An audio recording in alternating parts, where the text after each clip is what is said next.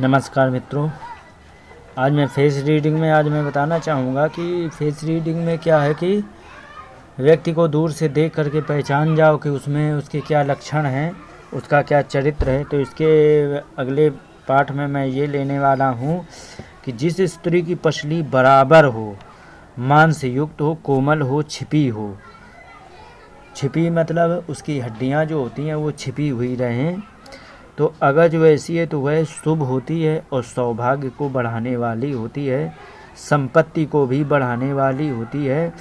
और इसमें कोई भी समस्या नहीं होती है। लेकिन जिसकी पसलियां दिख रही हों, नसें दिखें, हड्डी दिखे पसलियों की दोनों तरफ, ऐसी स्त्री संतान रहित होती है, दुष्ट स्वभाव वाली भी होती है, दुख देने वाली भी होती है और चरित्रहीन होने का उसमें ज़्यादा खतरा रहता है। अब इसके बाद बताना चाहूँगा कि जिस स्त्री का पेट नाड़ियों रहित हो, पेट की बात बता रहा हूँ, नाड़ियों रहित हो, कोमल त्वचा हो और उसमें कोई भी ज़्यादा रोए ना हो, तो ऐसी स्त्री जो होती है वो पति को बहुत सुख देने वाली होती है और पति को प्रसन्न रखने वाली होती है और नित्य ही वह मिष्ठान को ज़्यादा पसंद करने वाली, उसको मिष्ठान ज़्यादा अच्छा लगता है। और जिसका पेट घड़े के समान हो, वह नारी दरिद्री होती है। घड़े के समान का मतलब एकदम गोल गोल आगे को दिखाई पड़े। और जिसका पेट मृदंग के या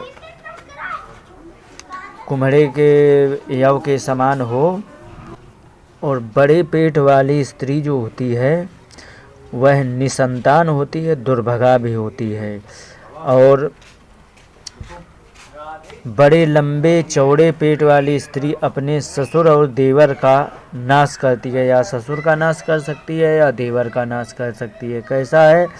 वह लंबा पेट हो, चौड़ाई में हो और आगे को ज़्यादा निकला हो, ऐसी स्त्री जो होती है वह देवर या ससुर का नाश करती है।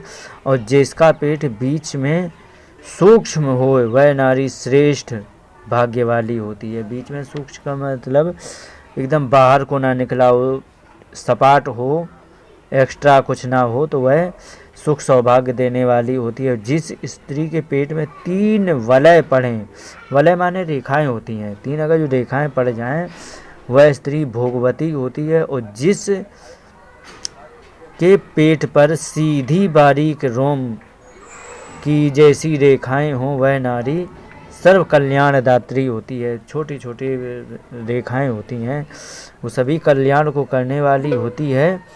और जिस स्त्री के पेट में रोएं हों, वह स्त्री या तो चोरी करने वाली होती है और या तो दुष्ट स्वभाव वाली होती है या विधवा होती है। तो ऐसी होती है तो जो कि इनसे दुर्भाग्य ही होता है और कुछ नहीं होता। निर्लोमम हृदयम यस्याम समम नित्यवर्जितम। और जननांग के लिए भी कहा गया है, यदि स्त्री का जननांग मतलब मांस युक्त हो, मोटे मोटी रेखाएं हो, लंबे लंबे मोटे मोटे हो और ऊपर के जो ऊपर पीठ ऐसी होती है वो मांस युक्त हो, वह सौभाग्यवती स्त्री होती है। और जिसके चपटी होती है, एकदम पतली पतली वो लाइनें, जिसको मैं वो क्या कहते हैं, लीबिया मेजोरा जो बोलते हैं, वो बायोलॉजी की भाषा में लीबिया मेजोरा का जो पतली पतली है, तो वह स्त्री दुर्भगा माने वो विधवा रहती है। और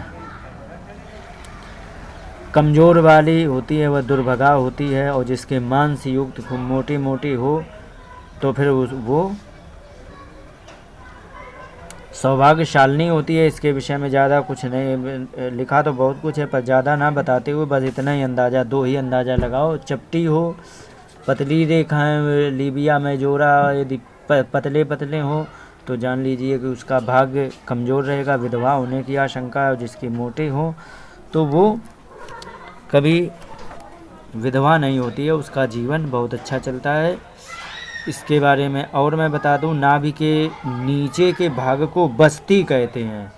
नाभि के नीचे और मतलब जहाँ से पैर जुड़े होते हैं जननांग के ऊपर और नाभि के नीचे, इसको बस्ती कहते हैं। बस्ती का स्थल यदि बड़ा है, कोमल है, मांसयुक्त है तो वह शुभ है, और अगर जो बस्ती में रोएं हों, रेखाएं ज़्यादा हों तो वह अशुभ होता है। बस इतना ही इसमें बताया गया। जिस स्त्री की बारे में बता दें, टूंडी जिसको नाभि कहते हैं, जिस स्त्री की नाभि जो होती है वो गहरी और दक्षिणावर्त हो, दक्षिण की तरफ मुड़ी हो, दाहिनी तरफ की मुड़ी हो, वह सुख संपदा को देने वाली होती है। जिसकी टूंडी वामवर्त हो और ऊपर हो तो उसमें उसका अशुभ फल होता है। इस प्रकार से इसमें आया है। आगे मैं बताना चाहूँगा कि जिस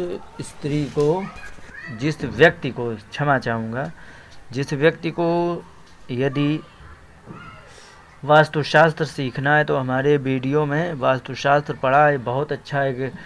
कुंडली की तरह विज्ञान है, लेकिन कुंडली में गणित बहुत लगाना पड़ता है, इसमें गणित नहीं लगाना पड़ता, बड़ा सरल ज्ञान है। तो ये वास्तुशास्त्र का ज्ञान यदि सीखना है तो ये बहुत जीवन में काम आता है, हर घर में काम आता है, और ये बहुत अच्छा ये शास्त्र होता है। तो इसको सीखने के लिए आप यदि सीखना चाहें तो हमारे चैनल पर प्लेलिस्ट पढ़िए, आप इसे भी देख सकते हैं। और ये जो हमारा फेस रीडिंग चालू हो रहा है तो इसमें मतलब व्यक्ति को दूर से भाग्य बताने की विधि बताई गई, और ये एक एक अंग को लेने वाला हूँ। आप देख ही रहे हो, सारे अंगों को ले रहा हूँ। और इसके बाद बहुत कुछ लेना है। किस नक्षत्र में जन्मे हुए जातक का क्या स्वभाव है, किस घड़ी में, किस उसमें योग में जन्मे जातक का क्या स्वभाव है।